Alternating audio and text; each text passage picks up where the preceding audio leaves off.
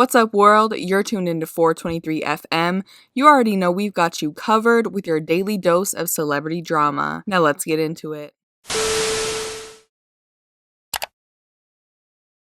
Hey, what's up, guys? Welcome back to the 423.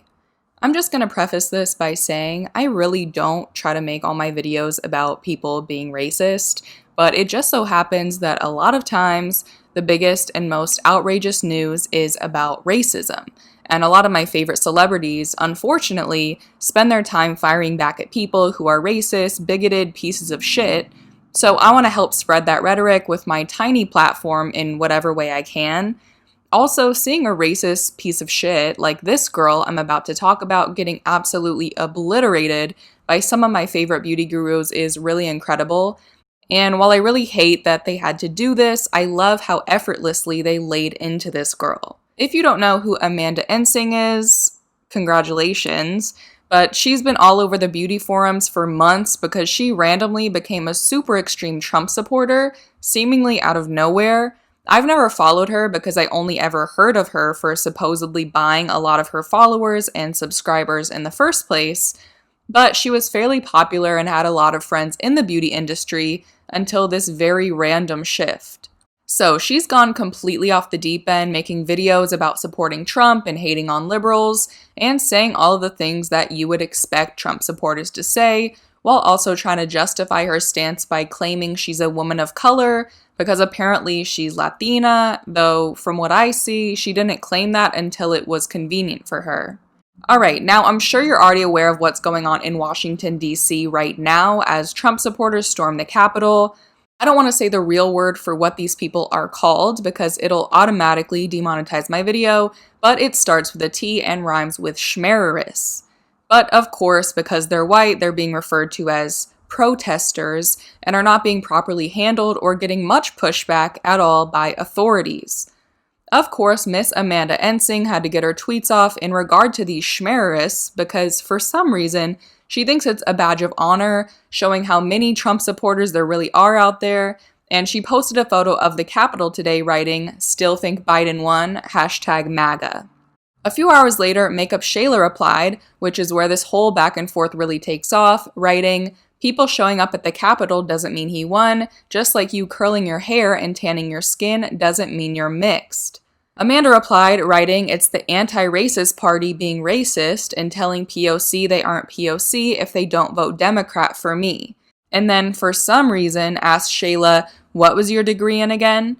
Here's where Jackie Aina comes in. She had already tweeted about Amanda earlier, simply replying to one of her tweets about the day and writing "Defund Amanda Ensing."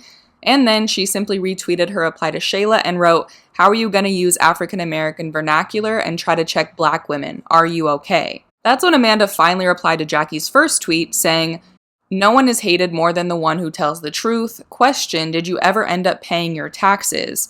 To which Jackie said, "Now pufferfish, this old racist rhetoric, really?" And this is where Alissa Ashley jumped in saying, "I love how what you said to both Shayla and Jackie came from the mouth of a effing racist.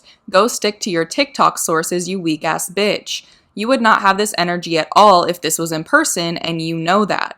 And if you choose to respond to me, I am begging you to make sure it's something you'll say to me in person, because second shit reopens, I'll be sure that you do."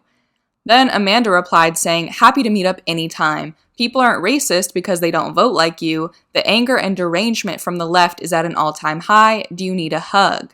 To this, Jackie replied, "Meet up and do what? She's not going to let you use her foundation.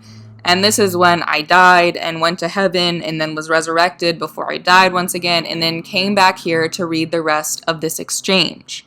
Then Amanda started replying to Jackie's initial tweet where she called Amanda Esther because that's how Amanda refers to herself for reasons I honestly don't feel like explaining right now.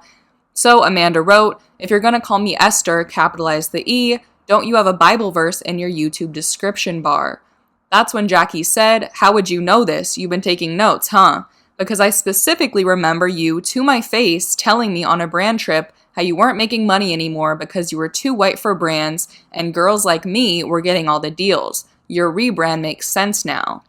She continued, "The crazy thing is, when you said this to me, it wasn't even true. Girls like me weren't getting all the deals and white influencers were, and still are, paid much higher than we are. I said this to her, but it went in one ear and out the other. This was years ago, and I forgot she even said that until recently. I don't always feel the need to air out every encounter I have with influencers because guess what? We all work with people we don't like. If I blasted everyone all the time, I would be the messy one. That's when Alissa replied, "Yup, that's when she decided to suddenly become a mixed chick overnight."